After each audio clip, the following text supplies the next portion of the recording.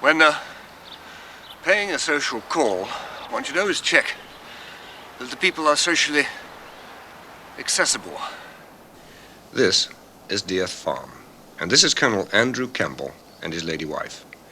They live here in splendid isolation on top of a Welsh mountain. Come on up. There's some steps around the corner there.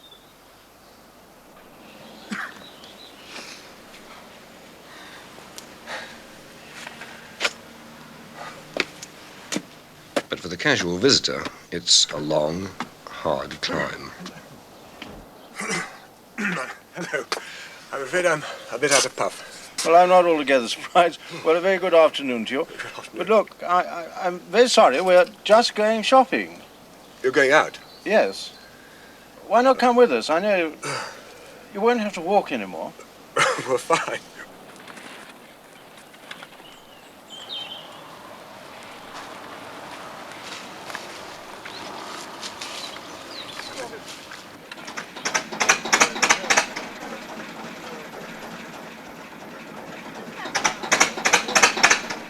Now I see this is what the Colonel meant. He's got his own train and his own station.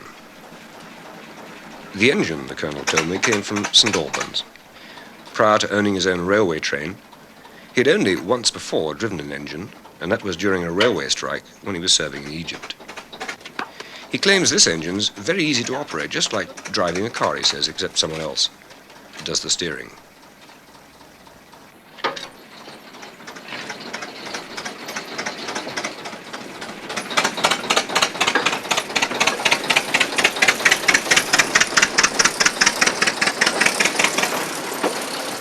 By arrangement with the railway, the Colonel can use the track at times when the proper train, the Ffestiniog train, isn't running. This is such a time, and it's all aboard for this somewhat novel visit to the corner shop. In the Slate Truck, first class of course, the seating for Mrs Campbell and myself looked like, and certainly felt like, a railway sleeper.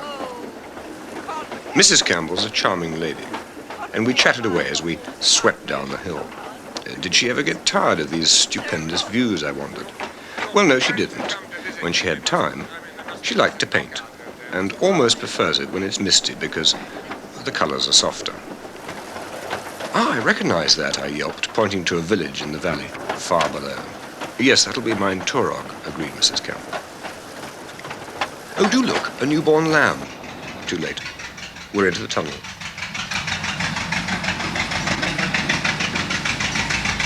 And out again. Mrs Campbell confessed she was less keen on the tunnel.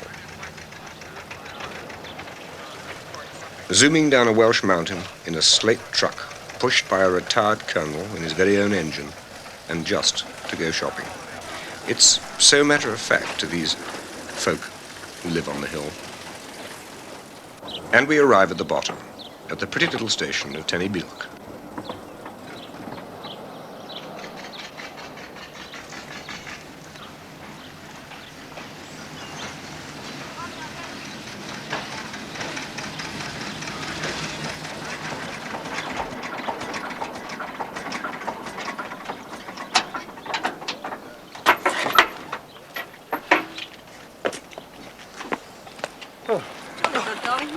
That's lovely. Wynne is left in charge. The only time the train has a guard. Now, in this shopping expedition, who does what? Well, she's the boss. So... Well, I do all the main shopping, and he does all the little bits around the edges. So like, you do the main grocery stuff? Yes, or I do. What are the bits around the edges? Well, I buy the meat. Perhaps I got a Sometimes, not always. better appreciation of what's good in that direction Not than she always. has. Who shops for the booze? Well, I do. I buy it. She drinks it. All nonsense. We both drink it and both buy it. That's a libel. Slander, you mean? Humphreys, the family grocer. There's a real sense of occasion about the leave-taking. Shopping before the war must have been something like this. I mean, it's not often these days that the whole staff of a shop turns out to wave goodbye. There's no doubt about it. The Campbells have style. Back at the farmhouse, Mary goes off to prepare lunch, whilst I'm promised a further journey up the line once the track is clear of the proper train.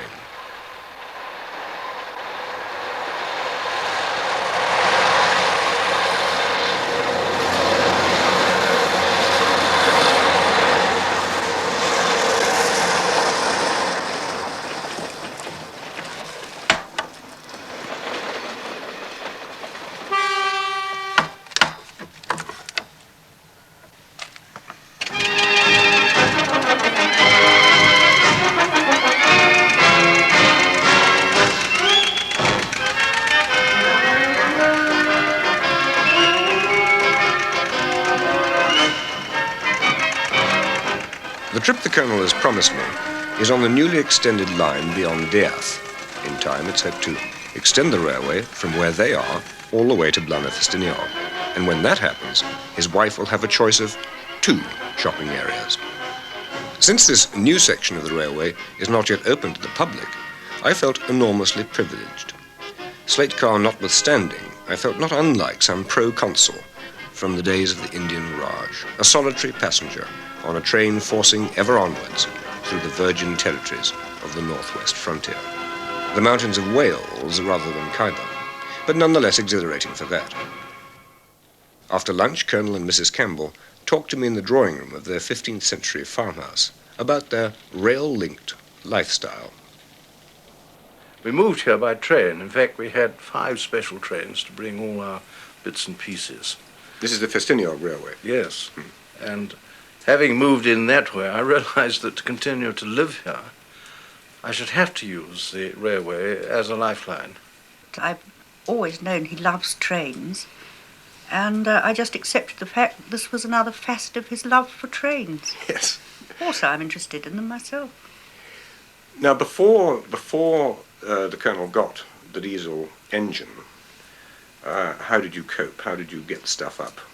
Well, originally we were lent an open truck by the railway, and we used to put the goods on at the nearest station, about quarter of an hour, 20 minutes walk, and push the truck up the line with the goods in. Push it? Yes. They're not difficult to push, these trucks. 2 people, anyhow, can push them. It's rather slow, of course. You say this without batting an eyelid. I mean, it sounds physically rather exhausting. I suppose it did take us about half an hour. Yes, I did the pushing, I think. Well, sometimes I did sit in the truck and he pushed, but not very often. Generally, we both pushed.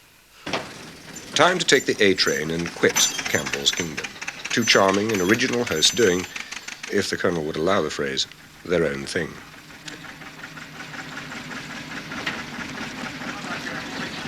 The Colonel had asked me to come again, but next time I shall be quite sure I know the times of the train up the mountain.